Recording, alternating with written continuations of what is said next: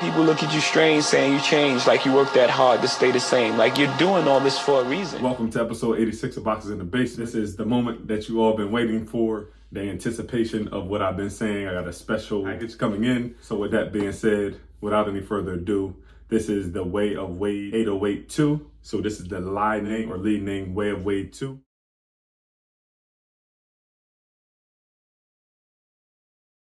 And as you can see, we have a number of different colorways in these. The price point was so good, I had to just grab all of them that I could get my hands on that was of a reasonable price. Let's start out with the platform in which you can get them. Now they have a wayofwade.com website you can get the shoe off of. They have a number of different models of the Way of Wade line. It gives me a feeling of nostalgia of older shoes, and we'll talk about that a little later. The other platform is Li-Ning or Li-Ning.com, and I'm a little sketchy about that because they ship from overseas. Although you can't get these at retail, you got to get them at resale. Now this particular model, the 808 2, and they come from overseas. So if you go to a different platform, go StockX, they come from a different seller, and these came via DHL shipping from Hong Kong. So they came from overseas. If you can catch them, cool. If not, you're gonna have to pay a little bit more in resale for certain colorways. Let's just get into the names of them, and then we'll get into some of the designs, and then we'll just speak to some of the specs on it. This one is the cold-blooded colorway. This one is the energy colorway.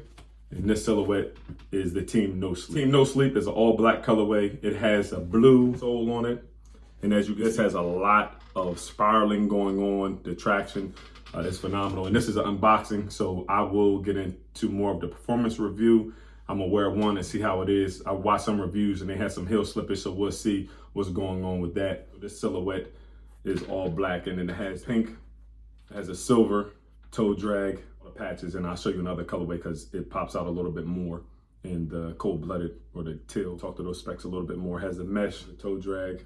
You can see the ventilation through that. They're kind of lightweight. Heel is a little bit heavy, but that heel counter is extra thick. One of the lower of the lows. I had some low top, and this is actually lower than them. So your heel kind of sticks out there. So if you're a wide footer, go up half a size. If you wear ankle brace, I will go up half a size because my toe is right there, true to size. I went with size 11 and they fit.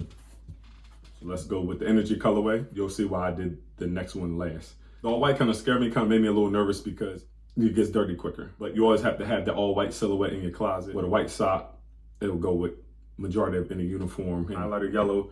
And I think that's a W because I'm like, well, what is that symbol of?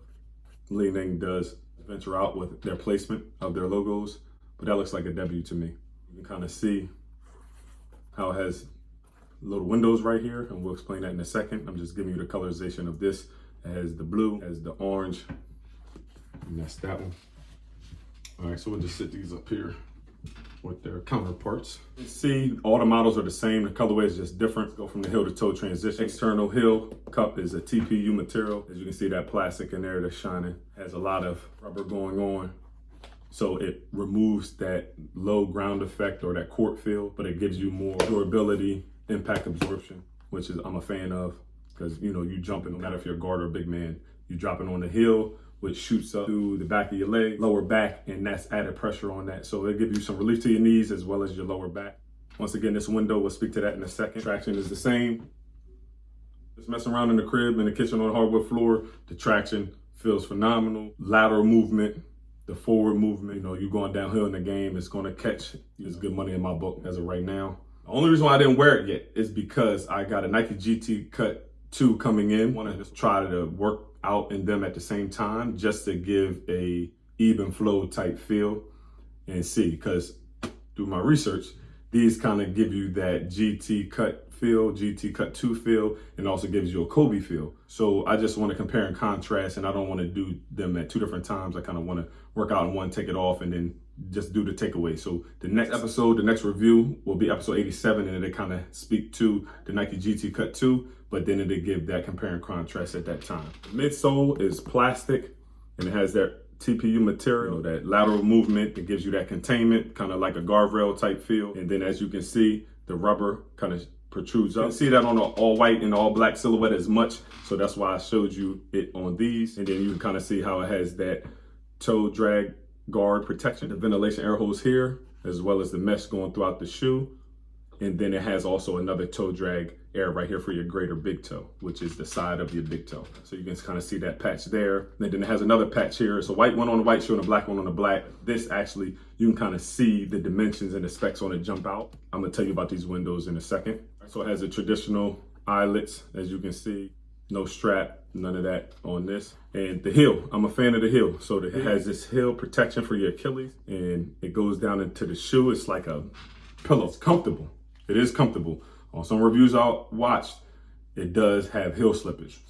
When I tried them on, I tied them up and it appeared to be fine. It did give me that impression as I play in it, it could slip out. So that's why I want to wear it with the GT Cut 2 to see. The Kobe's, I got Kobe's, cool. I'm not paying $700 to over $1,000 resale on them. So I'm trying to get something comparable to it.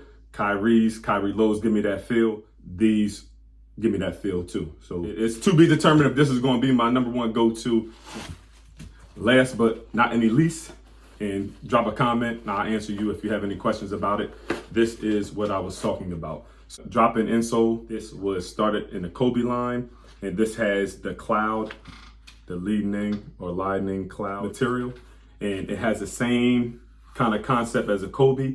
The Nike GT Cut 1 had this, but the GT Cut 2 has a little felt in here, and I did a review on both of them.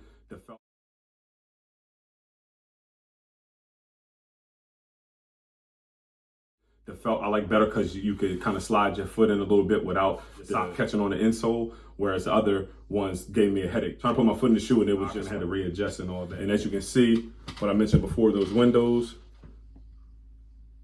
So that drop-in midsole kind of covers that up. And the black shoe has a black insert, the white has a white, so you can't really see if you're just looking at this, but you can kind of see how that kind of drops in there. So that gives you that feel of a Kobe. It gives you the feel of a GT Cut 2. Like I said, thanks for tuning in. Episode 86 of the unboxing of the Way of Wade 808 2. To be continued on how we're going to rock out with these moving forward, or if we're just going to just keep these in the closet and just use them sparingly. Thank you for tuning in. Any questions, comments, concerns, suggestions, advice, drop a comment. Appreciate you. Take care.